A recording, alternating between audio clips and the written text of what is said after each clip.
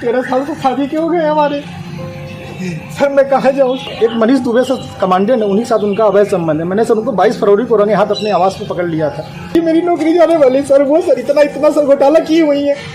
10-10 लाख रुपए सर लेती है पट्टा करने का, उनके साथ कोई कार्रवाई नहीं हो रही है सर। जिला कमांडेंट होमगार्ड गाजियाबाद में है सर, वो खुद शादीशुदा पहले से है सर।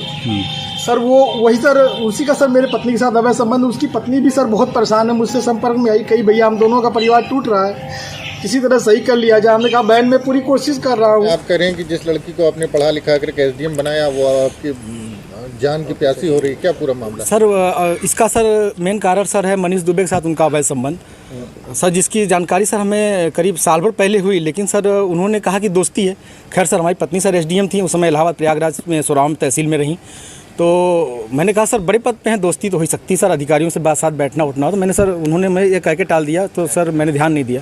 सर इसकी भनक सर मुझे उसका ये जो शक था वो विश्वास सर 22 फरवरी को हुआ, जब मनीष दुबे गाजियाबाद से चलकर सर मेरे आवास एलनगंज स्थित सरकारी आवास पे आया और इनके साथ एक साथ कमरे में मैंने इनको देखा अवैध संबंध बनाते हुए।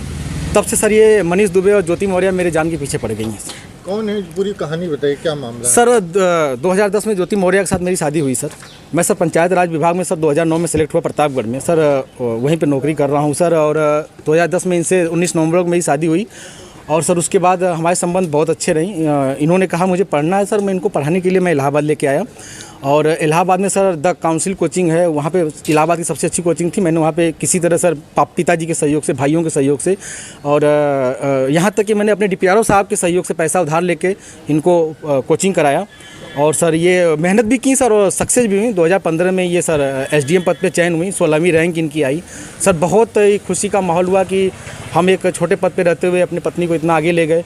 वो भी बहुत खुश थी, पूरा परिवार खुश था। और सर 2015 में ही मेरी सर भगवान की दया से मुझे इतनी खुशी मिली कि मेरी 2 जुड़वा बिटिया भी हुई और जिनका नाम हंसी खुशी मैंने रखा, क्योंकि उस समय खुशी का माहौल चल रहा था सर।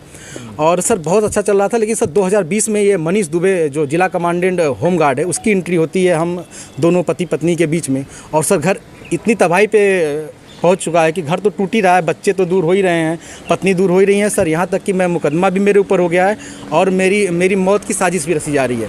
क्या धमकी, आपको कोई धमकी दी उन्होंने? हाँ सर, उन्होंने फ़ोन पे सर अभी 1 हफ्ते पहले फ़ोन पे सर उन्होंने हमारे गांव के किसी लड़के से बात की, तो उसने मुझे कॉन्फ्रेंस किया। तो उन्होंने उस पर कहा कि तो जो तुम काम कर रहे हो, जो ये जांचें करा रहे हो या करा रहे हो, इसके कारण तुम्हारी जल्दी से तुम मर जाओगे। हमने कहा ठीक है आप मरवा दीजिए। तो मैं नहीं मरवा रही हूँ, जो करवा रहे हो इसके कारण मारे जाओगे।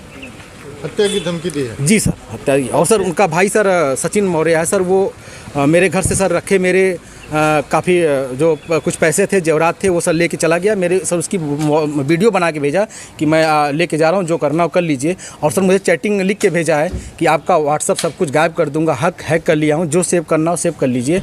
और सर उसने क्या किया कि मेरी सिम भी अपने पास रख लिया है, रख के यूज कर रहा है। मेरा बैंक अकाउंट है उसमें जुड़ा हुआ है सब कुछ, लेकिन सर वो मेरी जान पे सब लोग तुले हुए हैं सर। क्या वो आपसे तलाक मांग रही है? हाँ सर, उन्होंने मुझसे ऑडियो के माध्यम से कहा है, मुझे अभी तक कुछ ऐसा नोटिस तो नहीं मिला है, लेकिन सर उन्होंने कहा है कि तलाक प्यार से दे दीजिए, बवाल मत करिए, नहीं तो मैं आपको बर्बाद कर दूंगी। आपके डीपीआरओ से बात हो गई है, आपको बर्खास्त करा दूंगी, न नौकरी करने दूंगी न जीने दूंगी। आपने इसकी शिकायत कहाँ? सर इसकी शिकायत मैंने सर्वप्रथम सर उसी दिन धूमनगंज SHO साहब से की। उन्होंने मुझे राजरूपुर पुलिस चौकी भेजा, मैं राजरूपुर पुलिस चौकी पे आवेदन दिया, लेकिन सर कोई सुनवाई नहीं हुई। फिर सर उसके बाद मैंने ये 25 अप्रैल की बात है, फिर मैंने 27 अप्रैल को सर उनको ये रजिस्ट्री के माध्यम से सर उनको भेजा, कमिश्नर साहब को भेजा, DM साहब खत्री साहब के यहाँ मैं खुद स्वयं उपस्थित हुआ हूँ। उनसे मैंने बात की कि सर आपके SDM साहब हैं, ऐसा कर रही हैं। तो उन्होंने कहा ठीक है मैं कार्रवाई करवाता हूँ। फिर मैं कमिश्नर साहब के यहाँ गया, कमिश्नर साहब को दिया, पुलिस कमिश्नर साहब के यहाँ उपस्थित हुआ, उनको दिया। फिर कहीं सुनवाई नहीं हुई तो सर मैं DGP साहब के पास गया, DGP साहब ने मेरे बात को संज्ञान में लिया, लेकिन फिर भी सर आवेदन ले लिया गया, कोई कार्रवाई नहीं हुई। उसके बाद सर मैं DG home guard BK Maurya sir के पास गया। उनके यहाँ से मुझे सर कुछ उम्मीद की लौ दिखाई दी, क्योंकि उन्होंने मेरे आवेदन को तुरंत संज्ञान में लिया और टीम गठित कर दी है। DIG इलाहाबाद उसकी जांच कर रहे हैं। मुझे सर कुछ उम्मीद लग रही है कि मुझे कहीं न कहीं हो सकता है न्याय मिले और मेरी जान। मेरे चैनल को सब्सक्राइब करें और हाँ, बेल आइकन दबाना बिल्कुल ना भूलें।